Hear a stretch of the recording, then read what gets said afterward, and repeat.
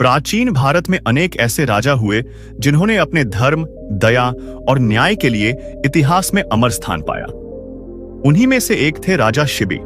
राजा शिबी अपने राज्य के लिए केवल एक शासक नहीं, बल्कि एक पिता के समान थे।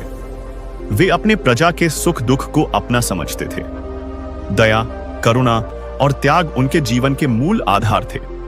उनका राज्य समृद्ध था, खेतों में हरियाली, नदियों में शुद्ध जल, लोगों के चेहरों पर संतोष और हृदयों में श्रद्धा थी। परंतु राजा शिबी का सबसे बड़ा गुण यह था कि वे जीव मात्र में अबिस ईश्वर को देखते थे। एक दिन देवताओं ने यह सोचकर राजा की परीक्षा लेने का निश्चय किया कि क्या वास्तव में यह राजा उतना ही दयालु और धर्मनिष्ठ है जितना कि उसकी ख्याति फैली हुई है। इंद्रदेव ने गरुड़ का रूप धारण किया और अग्निदेव ने कबूतर का। सुबह का समय था। राजा शिबी अपने दरबार में बैठे थे। तभी एक कबूतर भयभीत होकर उड़ता हुआ आया और उनके गोद में आकर छिप गया। वह कांप रहा था, उसके पंख बिखरे हुए थे और उसकी आंखों में भय साफ झलक रहा था।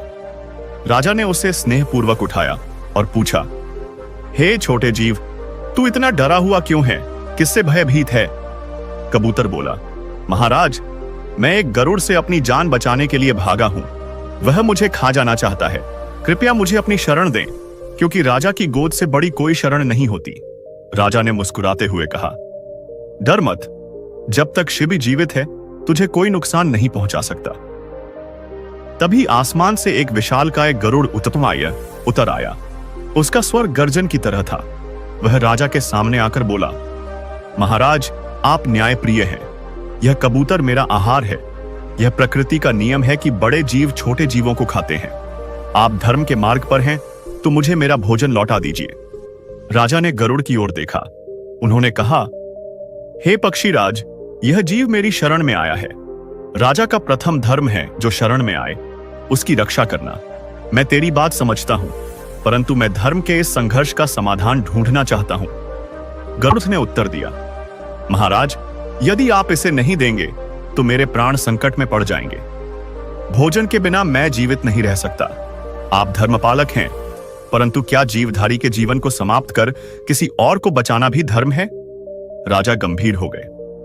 उनके सामने एक कठिन परीक्षा थी। एक ओर शरणागत की रक्षा का धर्म और दूसरी ओर प्रकृति का संतुलन। राजा ने कुछ क्षण सोचकर कहा, हे गरुड़, मैं तेरा धर्म नहीं रोकना चाहता। तू इस कबूतर के स्थान पर मेरे शरीर का उतना मांस ले ले जितना इसका भार है। इससे तुझे भोजन मिलेगा और मैं अपने शरणागत की रक्षा भी कर पाऊंगा। गरुड़ ने आश्चर्य से राजा को देखा। महाराज, क्या आप अपने शरीर का मांस काटकर मुझे देना चाहेंगे? राजा दृढ़ स्वर में बोले, हां, यही मेरा धर्म है। जीव की रक्षा ही ईश्वर की सेवा है। राजा ने एक तराजू मंगवाया। एक पलड़े में कबूतर को रखा और दूसरे पलड़े में अपने शरीर का मांस काटकर रखने लगे। पहले उन्होंने अपनी जांघ का थोड़ा मांस काटा और रखा, पर पलड़ा बराबर नहीं हुआ। फिर उन्होंने और मांस काटा, फिर भी तराजू नहीं झुका। धीरे धीरे उन्होंने अपने शरीर का मांस एक एक अंग से काटकर रख दिया, परंतु पलड़ा अब भी झुकता नहीं था। दरबार के मंत्री, रानियां और सैनिक रो पड़े। उन्होंने कहा, महाराज, यह क्या कर रहे हैं? आपकी जान चली जाएगी। राजा शांत स्वर में बोले, जब तक यह जीव मेरी शरण में है मैं इसे हानि नहीं होने दूंगा। यदि मेरे प्राण चले भी जाएं तो वह धर्म के लिए होंगे। राजा शिबी ने अंत में स्वयं को पूरा पलड़े पर रख दिया और कहा, अब मैं स्वयं इस जीव के बराबर हूं। यदि मेरा बलिदान उसके प्राण बचा सके तो यह मेरा परम सौभाग्य होगा। यह देखकर पूरे दरबार में मौन छा गया। उसी क्षण तराजू संतुलित हो गया। गरुड़ और कबूतर दोनों ने अपना असली रूप धारण कर लिया। वे थे इंद्र और अग्निदेव। दोनों देवताओं ने राजा के चरणों में झुककर कहा, महाराज, आपने धर्म और दया की वह ऊंचाई प्राप्त की है जो किसी साधक के लिए भी दुर्लभ है। आपकी करुणा ने हमें भी स्पर्श किया है। इंद्रदेव बोले, राजन, आपने यह सिद्ध कर दिया कि सच्चा धर्म केवल पूजा या यज्ञ में नहीं, बल्कि करुणा और त्याग में निहित है। जब तक पृथ्वी रहेगी आपका नाम दयालु शिबी के आए के रूप में अम्मा मापा में अमर रहेगा। अग्निदेव ने कहा, आपका यह शरीर घायल अवश्य है, परंतु देवताओं की कृपा से यह तुरंत स्वस्थ हो जाएगा। यह कहते ही राजा का शरीर पुनः पूर्ण हो गया। उनके घाव भर गए और उनका तेज पहले से भी अधिक बढ़ गया। देवताओं के आशीर्वाद के बाद जब राजा शिब्बी ने अपने प्रजा के बीच यह घटना सुनाई तो लोग भाव विभोर हो उठे। हर ओर एक ही नारा गूंजने लगा, जय हो दयालु शिब्बी महाराज की। राज्य के लोग एक दूसरे के प्रति दया और करुणा से भर गए। कोई भूखा नहीं रहा, कोई दुखी नहीं रहा। राजा शिब्बी ने सिखाया, सच्ची पूजा वही है जिसमें हम किसी प्राणी को दुख से मुक्त करें। यदि हमारी भक्ति किसी के आंसू पहुंच सके तो वही भगवान की आराधना है। देवताओं की परीक्षा से सफल होकर राजा शिब्बी का नाम दूर दूर तक फैल गया। हर नगर, हर ग्राम में लोग कहते, ऐसा दयालु, न्यायप्रिय और धर्मनिष्ठ राजा हमने पहले कभी नहीं देखा। राजा के महल में आए गए ऋषि मुनि भी उनके गुणों की सराहना करते न थकते थे। लेकिन राजा शिब्बी को इससे अभिमान नहीं हुआ। वे सदा विनम्र रहते और कहते, सारी शक्ति और करुणा भगवान की देन है, मैं तो बस उनका सेवक हूं। उस परीक्षा के बाद राजा शिब्बी ने निश्चय किया कि वे केवल शासन नहीं बल्कि धर्म के आदर्श को समाज में फैलाएंगे। उन्होंने अपने राज्य में यह नियम बना दिया कि 1. कोई भी व्यक्ति किसी जीव को बिना कारण हानि नहीं पहुंचाएगा। 2. किसी भी भूखे या प्यासे को खाली हाथ नहीं जाने दिया जाएगा। 3. पशु पक्षियों के लिए भी भोजन और जल की व्यवस्था नगर नगर में होगी। इन आदेशों के बाद पूरा राज्य एक परिवार बन गया। लोग एक दूसरे की सहायता करने लगे और हिंसा का नामो निशान मिट गया। लेकिन ईश्वर अपने भक्तों की परीक्षा बार बार लेता है। एक दिन एक साधु राजा के दरबार में आया। उसके कपड़े फटे हुए थे, शरीर दुबला था और चेहरा तेज से भरा हुआ। वह बोला, महाराज, मैंने सुना है कि आप सबसे दयालु राजा हैं। मैं कई दिनों से भूखा हूं, मुझे कुछ अन्न दीजिए। राजा ने स्वयं उठकर उसे भोजन करवाया। साधु ने प्रसन्न होकर कहा, महाराज, आप धन्य हैं, लेकिन मेरी एक और इच्छा है। क्या आप मेरी बात मानेंगे?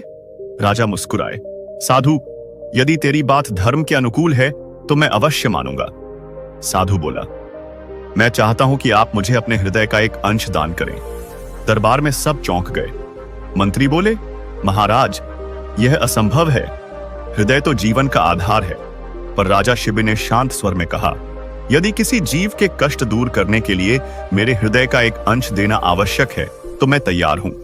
उन्होंने वैद्य को बुलाया और कहा, तुम मेरे हृदय का थोड़ा भाग निकालकर इस साधु को दे दो। वैद्य भयभीत था, लेकिन राजा के आदेश को न मानना असंभव था। जैसे ही उसने राजा के हृदय का एक अंश निकालना चाहा, साधु हंस पड़ा और अपने असली रूप में आ गया। वह कोई साधु नहीं, अपाई नहीं, बल्कि देवराज इंद्र थे। उनके साथ अन्य देवता भी प्रकट हो गए। इंद्र बोले, महाराज, संपाद्य सी, हमने फिर आपकी परीक्षा ली। पहले हमने देखा था कि आप शरीर का मांस देकर दया करते हैं, पर आज हमने देखा कि आप अपने हृदय तक का बलिदान देने को तैयार हैं। यह दया का सर्वोच्च रूप है।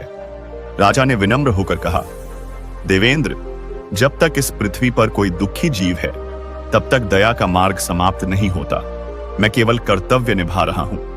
देवताओं ने उन्हें आशीर्वाद दिया और कहा, आपके नाम से एक युग जाना जाएगा, शिब्बी युग, जहां दया धर्म का सर्वोच्च रूप होगी। देवताओं के चले जाने के बाद राजा शिब्बी का राज्य और भी अधिक समृद्ध हो गया। लोग अब केवल धर्म की बातें ही नहीं करते थे, बल्कि उसे जीवन में उतारते थे। किसानों ने खेतों के किनारे पक्षियों के लिए अन्न डालना शुरू किया। नगरों में पशुओं के लिए जल कुंड बनाए गए और हर घर में दयादान नाम की परंपरा शुरू हुई, यानी हर दिन एक अच्छा कार्य करना। राजा शिब्बी ने कहा, जिस समाज में दया जीवित है वहां ईश्वर स्वयं वास करते हैं। एक बार राजा अपने रथ से वन भ्रमण के लिए निकले। रास्ते में उन्होंने देखा एक शिकारी ने घायल हिरण को पकड़ रखा था। हिरण करुण दृष्टि से राजा को देख रहा था, मानो कह रहा हो, महाराज, मुझे बचाइए। राजा ने शिकारी से कहा, भाई, इस जीव को छोड़ दो, यह भी भगवान की रचना है। शिकारी बोला, महाराज, मैं गरीब हूं, मैं इसका मांस बेचकर अपने बच्चों को खिलाता हूं। राजा ने तुरंत अपने अंगूठी निकाल कर दी और कहा, यह स्वर्ण मुद्रा ले लो, पर इस जीव को मुक्त कर दो। शिकारी भावुक होकर बोला, महाराज, आपने न केवल इस हिरण की जान बचाई बल्कि मेरे मन को भी बदल दिया। आज से मैं किसी जीव को नहीं मारूंगा। राजा मुस्कुराए। यही सच्ची विजय है, जब किसी का हृदय बदल जाए। समय बीता, राजा वृद्ध हो गए। एक दिन उन्होंने दरबार में अपने पुत्र राजकुमार उदयन को बुलाया और कहा, पुत्र, याद रखना, शासन की शक्ति तलवार में नहीं, करुणा में होती है। राजा वही होता है जो सबके दुख में अपने हृदय को पिघला सके। धर्म का मूल करुणा है। यदि वह समाप्त हो जाए तो मनुष्य केवल देह बनकर रह जाता है। फिर उन्होंने कहा, राज्य चलाने के 3 नियम याद रखना। 1, सत्य बोलो। 2, दया करो। 3, न्याय में किसी के प्रति पक्षपात न रखो। राजकुमार ने प्रणाम किया और कहा, पिताश्री, मैं आपकी आज्ञा को जीवन भर नहीं भूलूंगा। कुछ समय बाद राजा शिबी ने राजपाट अपने पुत्र को सौंप दिया और वन को प्रस्थान किया। वहां उन्होंने ध्यान, तपस्या और दान का जीवन अपनाया। कई वर्ष बाद जब उनका देहांत हुआ तो आकाश से पुष्पों की वर्षा होने लगी। देवताओं ने स्वयं कहा, स्वर्ग में अब भी ऐसा कोई नहीं जो राजा शिबी के समान करुणा रखता हो। उनकी आत्मा सीधे इंद्रलोक पहुंची, जहां देवताओं ने उनका स्वागत किया। इंद्र ने कहा, राजन, आज भी जब कोई जीव किसी की रक्षा के लिए अपने स्वार्थ का त्याग करता है तो वहां हम कहते हैं वह शिबी का अनुयायी है। वन में वर्षों तक तपस्या करने के बाद जब राजा शिबी का शरीर त्याग हुआ तब उनके पुत्र राजकुमार उदयन ने राज्य की बागडोर संभाली। उदयन अपने पिता के समान ही धर्मप्रिय और दयालु थे, लेकिन समय बीतते बीतते संसार में परिवर्तन आने लगा। लोग धन और ऐश्वर्य के पीछे भागने लगे और दया का भाव धीरे धीरे कम होता गया।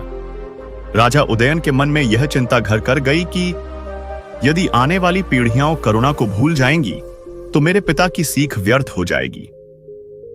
एक रात राजा उदयन ने स्वप्न में अपने पिता को देखा। राजा शिबी स्वर्गीय तेज से दमक रहे थे। उन्होंने कहा, पुत्र, धर्म का बीज रोपित करना सरल है, पर उसे जीवित रखना कठिन है।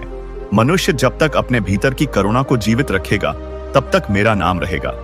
सुबह उठते ही राजा उदयन ने संकल्प लिया, मैं अपने पिता की स्मृति में ऐसा कार्य करूंगा जो लोगों के हृदय में दया को पुनः जागृत करे। उन्होंने एक विशाल यज्ञ की घोषणा की, करुणा यज्ञ। इस यज्ञ में न पशु बलि थी, न दान का दिखावा, केवल प्रेम और सेवा थी। राजधानी के बाहर एक बड़ा मैदान चुना गया। सभी दिशाओं से लोग वहां आने लगे। साधु, किसान, स्त्री, बालक, वृद्ध सब उत्साह से भर उठे। राजा उदयन ने सभा को संबोधित करते हुए कहा, मेरे पिता ने हमें सिखाया कि ईश्वर की आराधना केवल मंदिरों में नहीं बल्कि जीवों के प्रति करुणा में है। इसलिए यह यज्ञ किसी देवता के लिए नहीं बल्कि जीव मात्र के कल्याण के लिए है। फिर उन्होंने आदेश दिया कि हर निर्धन को अन्न और वस्त्र दिया जाए, हर पशु पक्षी के लिए भोजन और जल की व्यवस्था हो, और जो कोई दूसरों के दुख दूर करे वही इस यज्ञ का सच्चा सहभागी होगा। 3 दिन तक वह यज्ञ चलता रहा। तीसरे दिन आकाश में एक दिव्य प्रकाश प्रकट हुआ। उस प्रकाश से एक आवाज आई, राजा उदयन, तुम्हारे पिता का धर्म अब भी जीवित है। उनकी करुणा की ज्योति इस पृथ्वी पर कभी नहीं बुझेगी। सभी लोगों ने उस प्रकाश की ओर देखा। वहां आकाश में राजा शिबी का दिव्य रूप दिखाई दिया। उनके चेहरे पर अपूर्व तेज था और उनके चारों ओर अनगिनत कबूतर उड़ रहे थे। राजा उदयन ने भूमि पर सिर झुकाया और कहा, पिताश्री, आपके आशीर्वाद से यह यज्ञ सफल हुआ। राजा शिबी की दिव्य आकृति मुस्कुराई और बोली, पुत्र, धर्म को ग्रंथों में नहीं कर्मों में जीवित रखो। जब तक कोई किसी के प्राणों की रक्षा करेगा तब तक शिबी धर्म जीवित रहेगा। यह कहकर वह दिव्य रूप प्रकाश में विलीन हो गया। उस दिन के बाद राजा उदयन ने पूरे राज्य में दया धर्म अभियान चलाया। हर नगर में दयालय बनाए गए जहां कोई भी व्यक्ति जाकर किसी की मदद कर सकता था।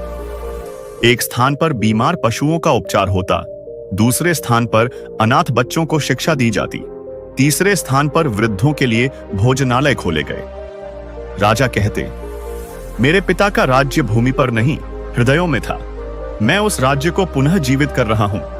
धीरे धीरे यह आंदोलन पूरे आर्यावर्त में फैल गया। दूर देशों से लोग शिबी वंश के आदर्श को देखने आने लगे। एक दिन कुछ विदेशी व्यापारी राजा के दरबार में आए।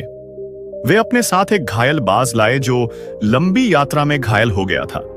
राजा ने उस बाज को देखा और कहा, यह जीव भी तुम्हारी तरह थका हुआ है, पहले इसका उपचार करो, फिर व्यापार की बात करना। व्यापारी आश्चर्यचकित रह गए। उन्होंने कहा, राजन, हमारे देश में पशु के लिए कोई राजा अपने काम नहीं रोकता। राजा उदयन मुस्कुराए। तभी तो हमारे पूर्वज शिबी कहलाए, जिन्होंने अपने शरीर का मांस देकर एक पक्षी की रक्षा की थी। व्यापारी भावुक होकर बोले, हमें आपके पिता की कथा सुनाइए। राजा ने पूरी कथा सुनाई कि कैसे गरुड़ और कबूतर के रूप में देवताओं ने शिबी की परीक्षा ली थी। जब कथा समाप्त हुई तो व्यापारी बोले, आपके पिता सच्चे देवता थे। हम अपने देश लौटकर उनके नाम से दयालय बनाएंगे। इस प्रकार शिबी का नाम सीमाओं से परे फैल गया। एक दिन एक वृद्ध महर्षि राज्य में आए। उन्होंने राजा से कहा, राजन, क्या तुम्हें ज्ञात है कि शिबी की आत्मा अब भी इस लोक में विचरण करती है? राजा ने आश्चर्य से पूछा, महर्षि, क्या आप मेरे पिताश्री के बारे में कह रहे हैं? महर्षि बोले, हाँ, वे अब भी उन लोगों के हृदय में जीवित हैं जो दूसरों के दुख मिटाते हैं। जब कोई जीव किसी दूसरे जीव की रक्षा करता है तो वहीं शिबी का पुनर्जन्म होता है। राजा भावुक होकर बोले, तब तो शिबी केवल मेरे पिता नहीं, इस संसार के हर दयालु व्यक्ति के पिता हैं। महर्षि मुस्कुराए और बोले, स्मरण रखना, जब तक दया जीवित है तब तक धर्म की ज्योति बुझ नहीं सकती। लेकिन हर धर्मपालक की तरह राजा उदयन की भी एक परीक्षा हुई। एक बार अकाल पड़ा, फसलें सूख गईं, नदियां सूखने लगीं और लोगों में भय फैल गया। मंत्री बोले, महाराज, यह समय दान का नहीं बचत का है। यदि हमने सारा अन्न बांट दिया तो राजकोष खाली हो जाएगा। राजा ने उत्तर दिया, जिस राजा के कोष में प्रजा भूखी मर जाए वह कोष नहीं, अपराध है। उन्होंने आदेश दिया कि राजकोष खोल दिया जाए। सारा अन्न, सारा धन भूखों में बांट दिया गया। स्वयं राजा और रानी ने केवल जौ का सूप पीकर दिन काटे। कुछ ही दिनों में बादल छा गए, वर्षा हुई और अकाल समाप्त हो गया। लोगों ने कहा, यह भगवान का नहीं, शिबी के वंश का आशीर्वाद है। समय के साथ राजा उदयन वृद्ध हो गए। उन्होंने अपने पुत्र विक्रांत को राज्य सौंपते हुए कहा, पुत्र, याद रखना, हमारा राज्य दया की नींव पर टिका है। यदि वह नींव कमजोर हो गई, असुखी हो गई, तो सत्ता का महल भी ढह जाएगा। फिर उन्होंने हाथ जोड़कर आकाश की ओर देखा और कहा, पिताश्री शिबी, आपके धर्म का दीपक मैंने जीवित रखा। अब यह दीपक मेरे पुत्रों और प्रजा के हृदयों में जलता रहेगा। इतना कहते ही एक दिव्य प्रकाश प्रकट हुआ और आकाश से आवाज आई, उदयन, तुमने धर्म की लौ को बुझने नहीं दिया। शिबी वंश के नाम से पृथ्वी पर सदैव दया युग चलेगा। उस दिन से शिबी धर्म का प्रतीक एक दीपक बन गया। इस कहानी से हमें यह सीख मिलती है कि 1.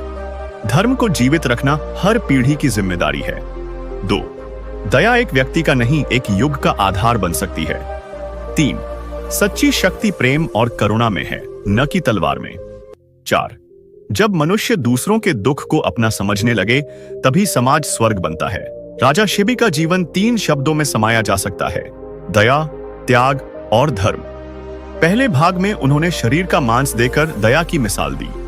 दूसरे भाग में उन्होंने हृदय देकर धर्म की व्याख्या की और तीसरे भाग में उनके वंशजों ने उस दया को अमर बनाकर उसे युगों तक फैलाया। आज भी जब कोई व्यक्ति निस्वार्थ भाव से किसी की रक्षा करता है, जब कोई बिना अपेक्षा के मदद करता है, जब कोई भूखे को खिलाता है या घायल को संभालता है, तो वही राजा शिबी की आत्मा उसके भीतर मुस्कुराती है।